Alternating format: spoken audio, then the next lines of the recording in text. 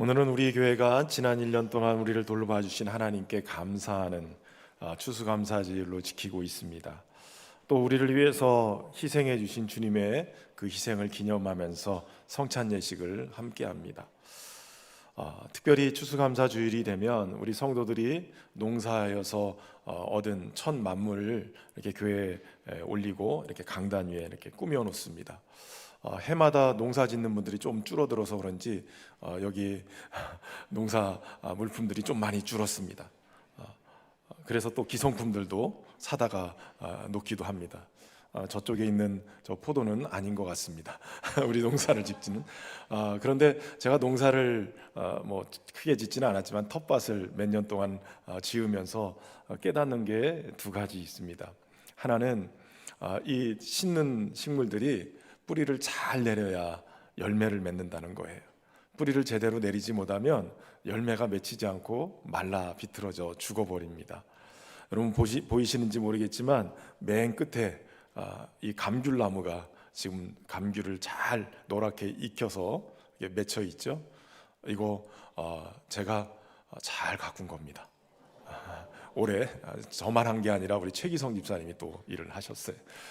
이거 사실은 우리 장로님들께서 몇 년 전부터 우리 교회 유실수, 그러니까 과일나무를 좀 심어서 우리 교인들도 따먹고 지나가는 사람들도 따먹을 수 있도록 그렇게 했으면 좋겠다. 그런데 그 유실수를 선정하는데 여러 가지 어려움이 있는 거예요. 그러다 작년에 제가 안식월에 제주에 가 있다가 거기에서 이 감귤나무를 체험하는 따는 체험을 했는데 나무 하나에 수백 개의 이 감귤이 열리는 거예요.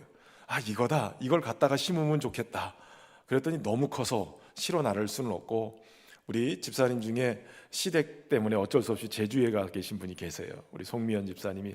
집사님한테 연락해서 집사님 그 제주에 생명력 강한 노지에 있는 나무들 묘목을 좀 구입해 주십시오. 여기는 2년 내지 3년밖에 안 되는데 제주에서는 5년생이 있다고 그래요. 그래서 그거를 비행기로 실어 날라서 그래서 가져오신 거예요. 10그루를 가져와셨는데 화분에다 심기도 하고 놀이터에 가보시면 놀이터에 쫙 심어 놨어요. 그랬는데 햇볕을 잘 받아서인지 노랗게 막 한 20개씩 막 열려가지고 잘 익고 있어요. 들어오시다가 센스 있는 분들은 보셨을 거예요. 기둥에 지금 아직 덜 익었지만 감귤나무 이렇게 있는 것들이 좀 몇 그루가 화분에 있어요. 들어오자 보셨나요? 대답을 안 해주시는 거니까 센스가 없으신 것 같아요. 그게 다 뿌리를 잘 내리니까 열매를 잘 맺히는 거예요. 그런데 제가 농사하면서 또 하나 깨달은 게 있었는데 그것은 열심히 관리하고 다듬고 막 이렇게 관리를 해도 날씨가 도와주지 않으면 소용이 없더라는 거예요. 때로는 잘 열매를 맺어서 막 거둘 때가 됐는데 태풍이 와서 바람에 한번 싹 꺾여지면 우수수 다 떨어져 버리고 비가 제대로 오지 않으면 또 그것도 문제가 되고 너무 와도 문제가 되고 그러니까 우리가 할 수 있는 최선을 다하지만 그러나 또 하나님이 일기도 잘 적당하게 해주셔야 이 농사도 되는 거나 이런 생각이 들었어요. 여러분 우리의 신앙의 뿌리도 주님께 잘 내려야 열매를 맺게 됩니다. 또 하나님이 은혜를 주셔야 이 수확물을 내 것으로 삼을 수 있게 되는 거예요. 다 모든 게 돌아보면 은혜이죠. 오늘 우리가 지키는 이 추수감사주일, 추수감사절이라고도 하죠. 이 전통을 잘 아시는 대로 이 전통은 미국의 선교사님들 통해서 우리에게 전달된 그러한 절기입니다. 1600년대에 영국에서 기독교인들을 핍박을 했죠. 그래서 청교도로 불리는 개신교인들이 102명이 메이플라워라는 배를 타고 대서양을 건너서 종교의 자유, 이 신앙의 자유를 얻기 위해서 여행을 시작합니다. 90일 동안 폭풍우도 만나고 죽을 고비를 몇 번을 넘기면서 그렇게 도착한 곳이 1620년 12월 20일 날 미국 동부의 뉴 잉글랜드 플리머스라는 작은 항구에 도착을 합니다. 그들이 도착해서 가장 먼저 한 것은 하나님 앞에 예배하는 일이었어요. 그리고 교회당을 짓는 것이었어요. 그리고 아이들을 교육을 위한 학교를 세우는 것이었습니다. 그리고 난 다음에 그들은 자기 집을 짓고 그렇게 살았습니다. 어렵고 낯선 환경이지만 이제 매일 모여서 하나님을 예배할 수 있고 마음껏 찬양할 수 있는 것에 감사하면서 그들이 행복하게 지냈어요. 그때 그들이 매일 모여서 암송하고 찬송하고 읽었던 말씀이 오늘 본문의 시편 100편의 말씀이에요. 낯선 환경과 풍토병으로 겨울의 추위 때문에 반 정도 되는 50명이 죽고 말았어요. 살아남은 사람들, 원주민 이 인디언들의 도움을 받아서 씨앗을 얻고 파종하는 법, 농사 짓는 법을 배우면서 그들이 겨울에 굶지 않고 보낼 수 있었어요. 그것에 너무 감사하면서 하나님 앞에 예배드렸어요.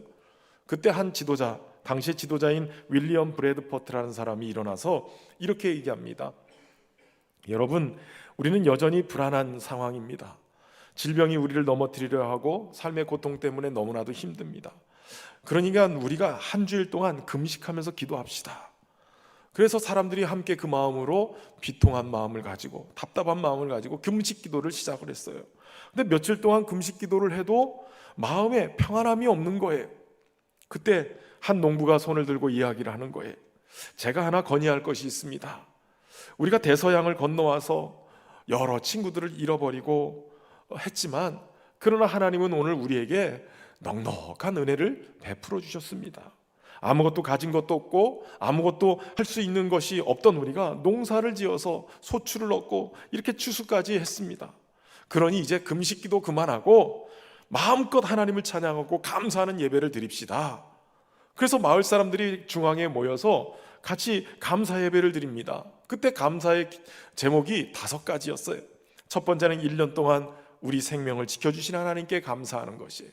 두 번째는 우리 죄를 사하여 주셔서 구원해 주시고 천국 소망을 주신 하나님께 감사하는 것이고요.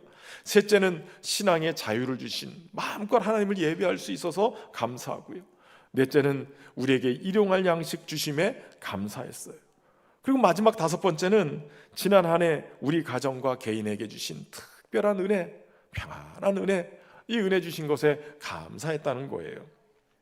그리고 하나님 앞에 감사 예배를 드리고 그들은 칠면조를 요리하고 호박스프도 만들고 사과파이도 만들고 그리고 자기들에게 씨앗을 나눠주고 농사하는 법을 알려줬던 인디언들을 초청해서 함께 이 추수감사절을 보낸 거예요.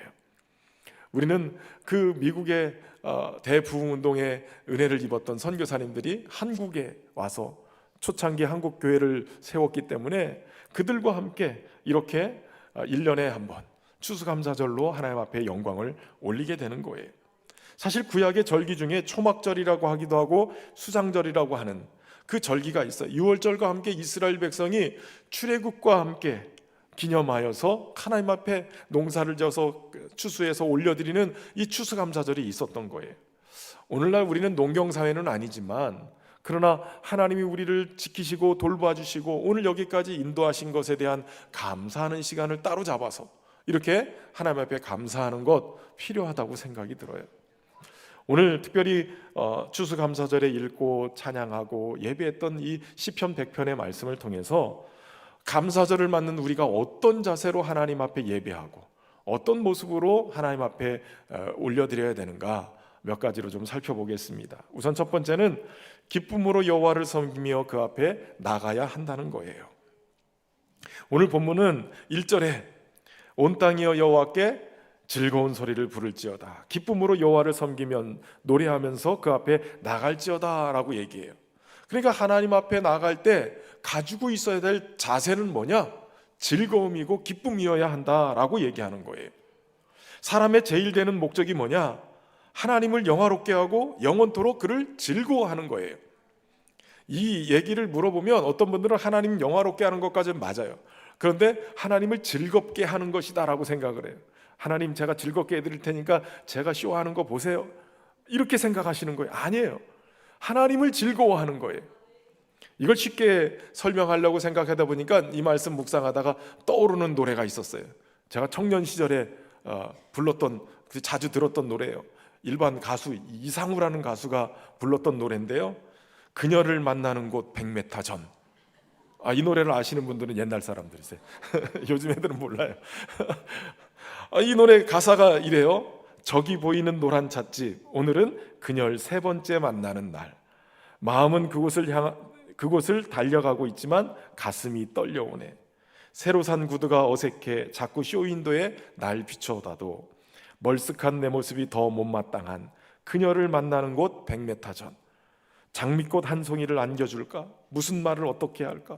머릿속에 가득한 그녀 모습이 조금씩 내게 다가오는 것 같아. 하늘의 구름이 솜사탕이 아닐까? 어디 한번 뛰어 올라볼까? 오늘은 그녀에게 고백을 해야지. 용기를 내야지. 난난난난난 뭐 이렇게 나가는 거예요. 여러분, 이 노래를 듣다 보면 막 그 사랑하는 연인에 대한 그 만나는 것에 대한 기대감과 막 설레임과 막 이런 것들이 막 담겨져 있잖아요. 여러분, 오늘 예배 나오실 때 어떠셨어요? 기대감과 설레임, 마치 막 그녀를 만나기 100m 전 가슴이 막 벌렁벌렁하고 100m 전부터 막 계단 올라오면서 하나님 오늘 어떤 은혜를 주실까? 하나님 오늘 어떤 이 만남이 있을까? 막 기대가 되셨어요? 화장을 하면서 머리를 막 만지면서 옷을 입으면서 새로 산 구두 막 보면서 쇼윈도에 붙여보고 이 사람의 마음처럼 그런 마음이 있었을까요? 여러분, 하나님은 우리를 기쁨 가운데 만나기를 원하세요. 사랑하는 사람, 소중한 사람을 만날 때 기쁨이 동반되는 것처럼 하나님과의 만남도 기쁨이 동반돼야 되는 거예요. 기대감과 설렘으로 주님을 만나기 위해서 나오는 모습에 필요한 것은 기쁨이고 즐거움인 거예요. 주님은 그것을 받기를 원하세요. 만나면 좋은 친구 이렇게 주님을 만날 때 그 좋은 그 기쁨이 우리 안에 예배의 자세로 있어야 된다는 거예요. 하나님의 말씀에 불순종한 인간은 기쁨의 동산인 낙원 에덴 동산을 잃어버렸죠. 그것만 잃어버린 게 아니에요. 기쁨의 근원이신 하나님과의 기쁨의 교제, 이걸 잃어버린 거예요. 그러나 예수 그리스도는 바로 우리에게 하나님과의 기쁨의 교제를 회복시키기 위해서 이 땅에 오셨어요.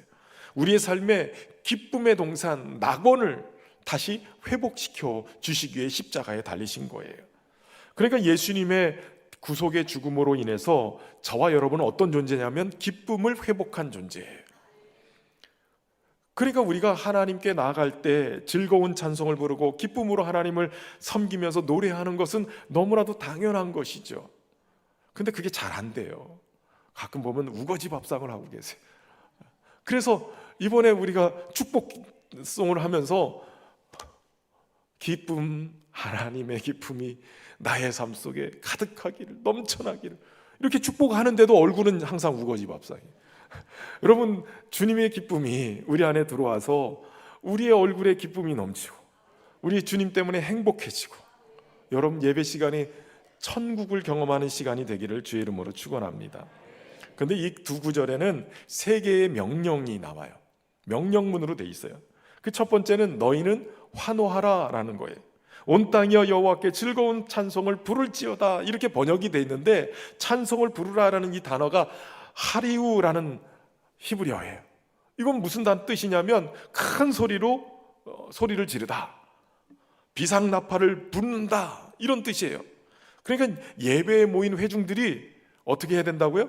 큰 환호성을 지르는 거예요. 우리 장로교인들은 굉장히 조용해요. 잔잔하게 있는. 그런데 여러분, 콘서트에 가보면 우리 아이돌 그룹들 막 나와가지고 노래한다고 그럴 때 딱 등장만 해보세요. 어떤 일이 벌어지는가요? 막 환호성을 부르고 막 휘파람을 불고 박수를 치고 난리가 나요. 난리가. 하나님이 오셨습니다. 그럼 어떻게 하셔야 되겠어요? 쑥스러워서 못해요. 참 유교적인 전통이. 하나님을 예배할 때 우리가 막 환호성을 질러야 되는 거예요. 그런 면에서는 외국인들이 설교를 듣다가 막 은혜가 되면 박수치고 막 아멘하고 막 일어나고 막 그런 것도 참 자연스러운 것 같아요. 우리는 잠잠해야 돼. 억지로 이 기쁨의 감정을 자꾸 억누르는 거예요. 여러분, 이것이 드러나야 돼요. 환호성을 지르는 거예요. 두 번째 명령은 너희는 섬기라라는 거예요. 섬기다, 이런 단어가 아바드라는 단어인데 이거는 제사장들이 성전에서 하나님을 예배할 때 이렇게 여러 가지 직무를 보는 것을 아바드라고 얘기하는 거예요. 그러니까 하나님 앞에 예배할 때 기쁨을 가지고 예배하는 것도 필요한데 하나님을 섬길 때 쉽게 이런 겁니다. 우리 찬양대가 하나님 앞에 섬겨요.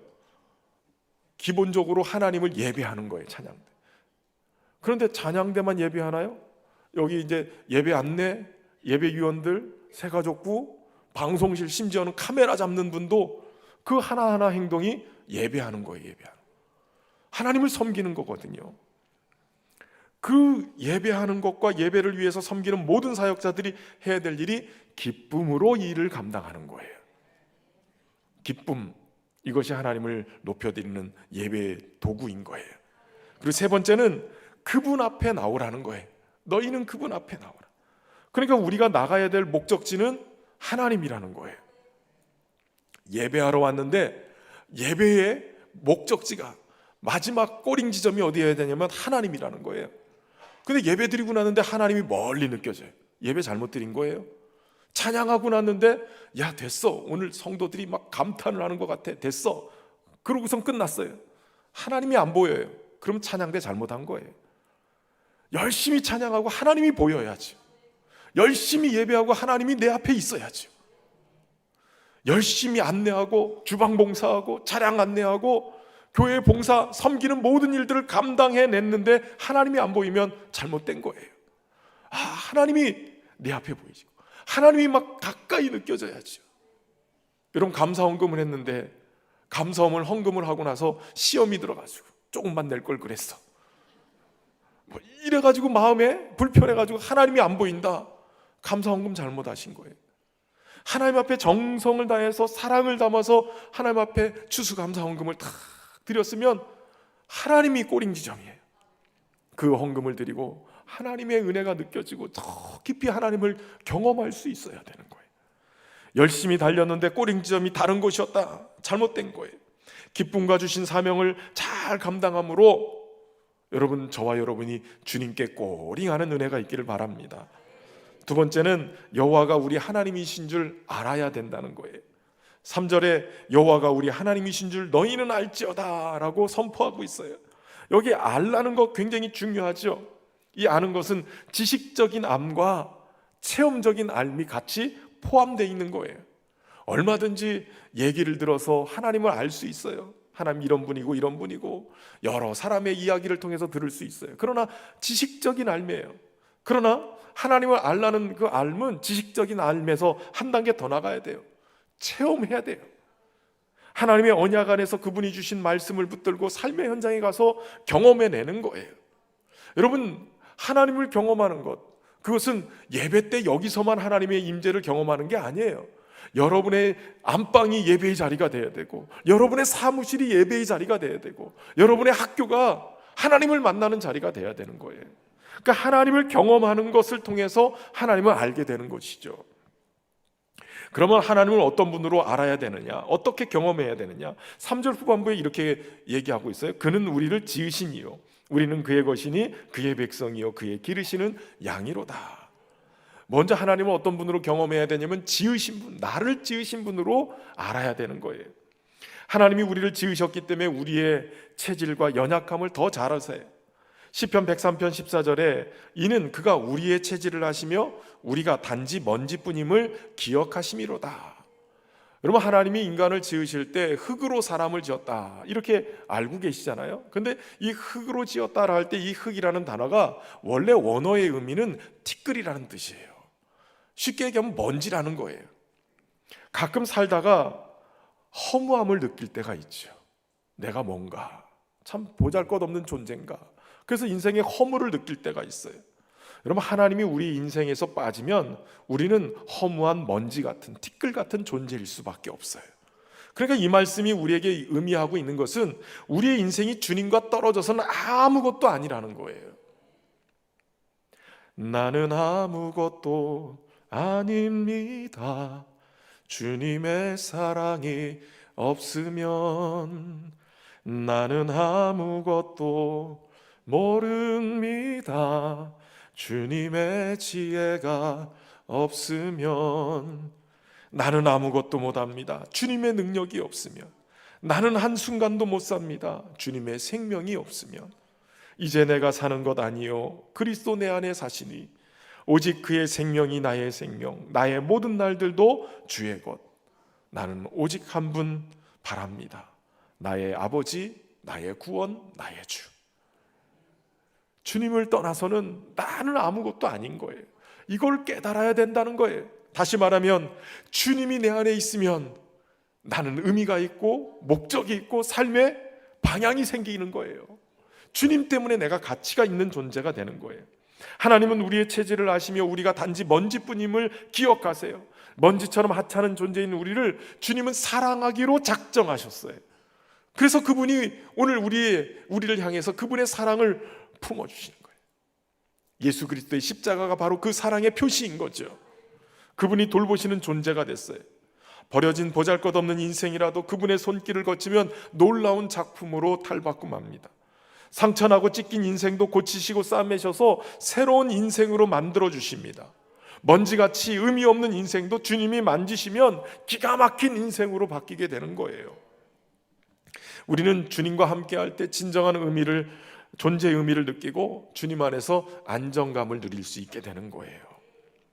하나님이 사람도 지으셨고 다른 피조물도 지으셨어요. 그분이 지으셨기 때문에 우리는 그분의 소유이죠. 그 말은, 그분의 것이라는 말은 이제 그분이 우리를 관리하시고 책임지시겠다는 거예요. 먼지 구덩이에 처박아 놓은 그런 인생이 아니라 주님이 관리하기 시작하면 깨끗하게 먼지를 털어내고 빛이 나게 만드시는 거예요. 그의 백성이라고 얘기할 때 그 백성은 주님이 책임지시는 존재라는 거예요. 그의 기르시는 양이라고 얘기할 때 그것은 관리하시겠다는 얘기예요. 하나님의 절대 주권은 우리를 보호하시고 세상의 어떤 것으로도 그분의 사랑에서 우리를 끊을 수 없게 됐다라는 것을 알려주는 겁니다. 저와 여러분이 여호와 하나님이 우리를 지으시니요 우리는 그의 것이고 그의 백성이고 그의 기르시는 양이라는 사실을 깨닫고 주님을 높여드리는 은혜가 있기를 주의 이름으로 축원합니다. 세 번째는 감사함으로 그의 문에 들어가며 찬송함으로 그의 궁전에 들어가야 한다는 거예요. 여러분, 하나님을 알아야 하나님과의 깊은 사귐으로 나갈 수 있어요. 그러기 위해서 오늘 본문의 4절은 얘기하는 거예요. 감사함으로 그의 문에 들어가며 찬송함으로 그의 궁정에 들어가서 그에게 감사하며 그의 이름을 송축할지라 라고 얘기하는 거예요. 그러니까 우리에게 구원과 기쁨을 회복시키시는 그 하나님께 나가기 위해서 먼저 해야 될 게 있어요. 그것은 그분의 그 궁궐의 문을 먼저 통과해야 돼요. 근데 그 문을 통과할 수 있는 통과 열쇠가 뭐냐? 감사함이라는 거예요. 그리고 그 궁전은 그 안뜰을 얘기하는데 그 뜰에 들어가야 그 안에서 주님을 만나고 교제할 수 있게 되는데 그 또한 찬송함이라는 거예요. 그러니까 하나님 앞에 예배하러 들어가는 우리 모든 성도들이 감사함으로 문을 열고 찬송, 그것도 감사하는 찬송을 부르면서 그분을 만나러 가는 거예요. 그 깊은 내밀한 그 주님의 보좌 앞으로 나가는 거죠. 여기서 감사는 하나님을 향한 우리 내면의 반응이에요. 그러니까 우리 마음속에서 감탄이 일어나는 거죠. 하나님이 이런 감사를, 아까 찬양대가 찬양하는데 나의 모든 삶 이렇게 찬양하는데 가슴이 막 올라오는 거예요. 드라마틱한 엄청난 일이 막 벌어져서 감사할 수도 있지만 우리의 일상에 나와 함께 하시는 주님, 아무런 일도 일어나지 않고 그냥 평범하게 살아가는 것 또한 우리의 감사죠. 이게 우리 안에서 느껴지고 깨달아질 때 감탄이 나오는 거예요. 그리고 이것이 외적으로 표현되는 게 찬송인 거예요. 특별히 여기 감사라고 번역된 헬라어 유카리스티아라는 단어인데, 여러분 유카리스티아라는 이 단어는 감사가 어떻게 작동되는지를 알려줘요. 왜냐하면 이 단어 중간에 이렇게 쓰여진 단어가 카리스라는 단어예요. 유카리스티아. 그러니까 카리스라는 단어가 가운데 들어있어요. 카리스라는 말의 뜻은 은혜, 선물이라는 뜻이에요. 그리고 이 앞뒤의 단어가 뜻하고 있는 것은 좋다라는 뜻이에요. 그러니까 한마디로 얘기하면 은혜를 깨닫고 이거 참 좋은데 좋다, 이 감탄하는 게 감사라는 거예요. 그러면 은혜가 뭐예요? 하나님이 나에게 베풀어 주신 호의예요. 그러니까 은혜를 깨닫는 자만 감사할 수 있어요.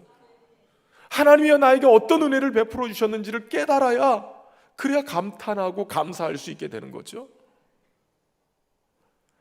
반대로 여러분, 그 은혜가 감사를 낳는데 은혜를 다시 하나님 앞에 감사로 돌려드릴 때 이것이 하나님이 받으시는 제물이 되는 거예요.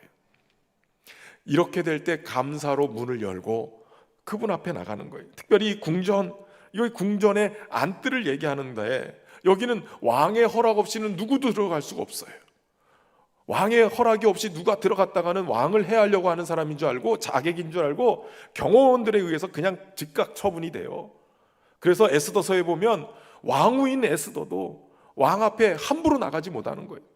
왕이 금호를 내밀지 않고 허락하지 않으면 왕후도 제거되는 거예요. 그런데 에스더가 나갔을 때 금호를 내밀죠. 여러분, 우리는 예수 그리스도를 통해서 왕이신 하나님의 자녀가 됐어요. 주님의 허락을 이미 받은 존재가 된 거예요. 그러니까 우리는 그 왕의 내밀한 그 홀에 가서, 그 뜰에 가서 하나님을 아버지라 부르면서 친밀함을 누릴 수 있게 된 존재가 된 거예요. 무엇보다도 오늘 시편 기자는 그에게 감사하며 그의 이름을 송축하라고 그래요. 그분의 이름을 송축하라는 거예요. 여러분, 그 하나님의 이름은 언약을 맺은 백성들에게 하나님이 만나셔서 가르쳐 주신 이름이에요. 아무한테나 가르친 이름이 아니에요. 모세를 만나고 아브라함을 만나고 사무엘을 만나고 이스라엘 백성을 만날 때 하나님이 어떤 분인지, 어떤 일을 행하시는 분인지 하나님의 이름을 가르쳐 주신 거예요. 구약에 수많은 이름이 있는데 그 이름의 결정체가 누구냐면 예수 그리스도인 거예요. 예수님을 통해서 우리는 하나님과의 친밀한 관계를 경험하게 되고 하나님이 누구신지를 경험하게 되는 거예요. 그 이름을 찬송한다는 것은 오직 그 백성들에게만 주어진 놀라운 특권인 거예요. 그리고 무엇보다도 송축하라는 이 말은 바라크라는 단어인데 무릎 꿇다, 축복하다라는 뜻이에요. 성경에 330번이나 나왔어요. 대부분은 하나님이 인간들을 축복할 때, 복을 내리실 때 이 바라크라는 단어를 써요. 그런데 오늘 시편 기자는 그분의 이름을 송축하라, 그 백성들에게 요청하는 거예요. 다시 말하면 네가 받은 복을 한번 세보라는 거예요. 그 복을 세어보고 하나님 주신 그 복을 기억하고 감사하면서 하나님을 찬송하라는 거예요. 이게 송축이에요. 예수 그리스도께서 휘장 가운데로 열어놓으신 새로운 살 길을 통해서 우리는 감사함으로 하나님 앞에 나가고 은혜의 보좌 앞에 나가게 돼요. 몸도 중요하지만 마음의 중심이 더 중요해요. 기쁨과 감사함으로 하나님께 나간다는 것은 우리의 마음을 드린다는 거예요. 아이삭 월튼이라는 사람은 하나님은 두 곳에 계시는데 하나는 천국이고 하나는 감사하는 자의 마음이다 그랬어요. 여러분 안에 주님이 계십니까? 이미 천국을 누리시는 줄로 믿습니다. 감사는 하나님의 축복을 담아내는 그릇이에요. 감사가 커지면 커질수록 축복도 커져요. 우리의 감사는 하나님을 아는 데서부터 출발되는데 감사를 통해서 이제 하나님을 만나게 되고 그 교제가 시작되면 더 깊어지고 그러면서 내 속에 있는 하나님으로 인해서 기쁨과 감사가 충만하고 마음껏 하나님을 찬송하게 되면서 그러면서 우리는 주님의 은혜의 잔치자리로 들어가게 되는 거예요. 그것이 바로 뜰이고 천국인 거예요. 예배가 바로 그런 곳이 돼야 돼요. 너무 얌전하시면 안 돼요. 환호성도 하고 기쁨도 있고 감격도 있고. 여러분 그렇게 해야 될 이유가 뭔지 아세요? 5절 말씀에 여호와는 선하시니 그의 인자하심이 영원하고 그의 성실하심이 대대에 미치리로다 이르리로다. 사실 원어를 보면 한 가지 빠진 단어가 있어요. 왜냐하면이라는 단어가 빠졌어요. 1, 2, 3, 4절에서 언급한 찬양해야 되는 내용들의 이유가 뭐냐? 왜냐하면 하나님이 선하시고 인자하시고 성실하시기 때문이라는 거예요. 하나님의 선하심은 우리가 그분을 따르는 이유가 돼요. 그분이 선하시기 때문에 그분은 항상 옳아요. 그리고 우리를 인도하시는 방법도 항상 옳아요. 그분이 선하시기 때문에 우리에게 주시는 모든 것도 항상 좋은 것인 줄로 믿습니다. 그리고 하나님의 인자심은 우리로 오늘을 살 수 있게 만들어줘요. 우리는 연약해서 항상 넘어지고 실수도 해요. 하나님을 향한 헌신도 다짐하지만 몇 달 가지도 못하고 또 주저앉아요. 그렇게 무너지지만 다시 일어설 수 있는 이유는 우리 때문이 아니라 주님의 인자심 때문이에요. 오늘도 우리를 긍휼히 여기셔서 봐주시는 하나님, 그분이기 때문에 손잡아 주셔서 일으켜 세워주시고 다시 살아갈 수 있는 소망을 얻게 되는 거예요. 그분의 인자하심이 결국 예수님을 이 땅에 보내주신 것이죠. 주님의 인자하심 때문에 오늘 우리가 은혜를 입은 줄로 믿습니다. 그리고 주님의 성실하심은 오늘 우리가 그분을 신뢰할 이유가 돼요. 주님이 성실하시기 때문에, 게으르지 않고 성실하시기 때문에 주님의 언약을 믿고 따르는 자들에게는 신뢰의 대상이 될 수 있는 거예요. 믿음의 대상일 수 있는 거예요. 변함없이 성실하심이 열심을 내고 그 열심이 주님이 일하시기 때문에 오늘도 자연 만물이 제대로 돌아가고 있고요. 또 그렇게 성실하심이 우리의 구원의 역사 속에 일하셨기 때문에 그 성실하심이 우리를 구원하시는 예수 그리스도를 이 땅에 보내셨고 우리의 죄값으로 자신의 생명을 내어주고 십자가에 죽으셨던 거예요. 그러니까 우리는 구원의 약속을 성실하게 이루신 하나님께 영원한 찬송을 올려야 돼요. 오직 이것이 하나님의 은혜인 거죠. 저와 여러분이 하나님을 잘 경험하고 그 하나님을 아는 지식으로 주님을 높여드리는 그러한 믿음의 삶이 되기를 바랍니다. 마지막 네 번째는 베푸신 은혜를 기억하고 기념해야 된다는 거예요. 우리의 신앙이 회복될 때 나타나는 첫 번째 증상은 내 삶의 흔적에서 주님의 인도하심을 발견하고 감사하는 거예요. 그러니까 나의 하나님께서 나에게 이런 은혜를 주셨다, 나를 이렇게 인도하셨다라는 것을 발견하게 될 때 우리는 감사하게 되는 거죠. 모세가 가나안 땅을 목전에 두고 이스라엘 백성들을 모아놓고 여기까지 인도하신 하나님을 기억하라 이렇게 얘기해요. 몇 번이나 얘기하냐면 10번이나 얘기했어요. 10번이나 강조하는 거예요. 다시 말하면 여러분, 감사는 하나님이 베풀어 주신 것을 기억하는 데서부터 출발하는 거예요. 하나님을 기억해야 감사할 수 있게 되는 거예요. 무엇이 은혜인지 볼 수 있는 눈이 떠지면 지금 이 순간에도 우리에게 베푸시고 인도하시는 하나님으로 인해서 감사할 수 있게 돼요. 당장의 어려움과 환난이 찾아와도 그 속에서 은혜를 발견하고 감사할 수 있게 되는 거죠. 참 귀한 것은 여러분, 우리가 감사하게 되면 도리어 환난을 뛰어넘을 수 있는 힘을 얻게 된다는 거예요. 서양 속담 중에 흐르는 냇물에서 돌들을 치워버리면 그 냇물은 노래를 잃는다라는 얘기가 있어요. 흘러가는 시냇물의 아름다운 소리는 곳곳에 박혀있는 물의 흐름을 방해하는 돌들 때문에 그 졸졸졸 흐르는 노래소리가 들리는 거예요. 이걸 빼버리면 없어져 버리는 거죠. 우리 인생도 마찬가지. 역경과 고난의 돌이 없으면 아름다운 감사와 찬양의 기쁨이 사라져 버리고 말아요. 환희제인 크로스비라는 여자가 있어요. 어려서 다른 사람이 실수로 눈을 잃어버렸어요. 아무도 탓하지 않고 도리어 이게 나에게 있어서 행운을 준 거다, 나는 행운을 창조하는 사람이다, 이런 마음으로 늘 감사하고 기쁨이 충만한 삶을 살았어요. 그 결과 9,000편이라는 엄청난 찬송시를 지었는데, 여러분, 오늘 우리가 예배 때 불렀던 찬송가 391장 오 놀라운 구세주 예수 내 주, 이 찬송의 가사도 그녀가 지은 거예요. 여러분, 하나님이 함께 하시기만 한다면 아무리 어둡고 험한 길이라도 은혜로 점철된 기쁨의 길을 걷게 될 줄로 믿습니다. 이런 믿음의 힘은 하나님을 신뢰하고 베푸실 은혜를 바라보면서 감사하게 만드는 거예요. 믿음이 우리를 감사하게 만들 줄로 믿습니다. 구약에 이런 주님의 은혜를 기억하면서 감사가 넘쳤다면 신약에는 우리 주님이 제정하신 성찬을 통해서 우리에게 감사가 넘치게 하세요. 주님이 찢기시고 흘려주신 그 살과 피, 이것을 기념하라 하셨는데 기념을 하고 기억할 때 우리는 주님의 희생에 감사할 수 있게 되는 것이죠. 우리를 향하신 주님의 사랑을 기억하면서 감사하게 될 때 우리는 은혜 아니면 살아갈 수 없음을 고백하는 신앙 고백을 하게 됩니다. 우리를 향한 주님의 사랑을 기억하면서 감사함으로 이 성찬에 함께 참여하시길 바랍니다. 성찬을 통해서 거룩히 살아갈 힘과 두려움 없는 믿음을 우리에게 주실 줄로 믿습니다. 함께 성찬으로 나가겠습니다. 나의 사랑,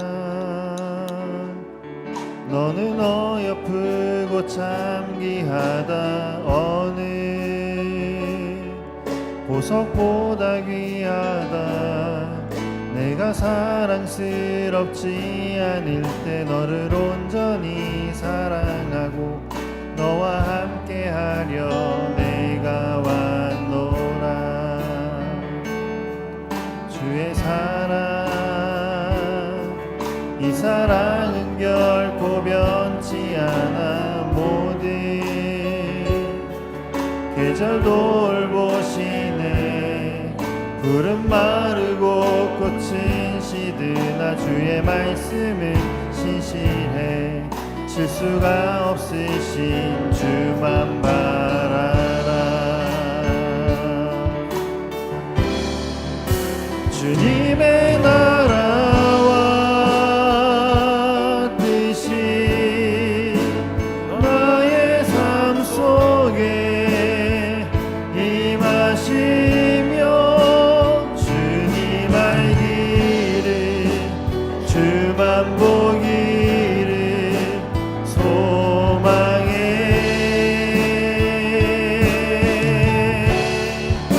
거룩히 살아갈 힘과 두려움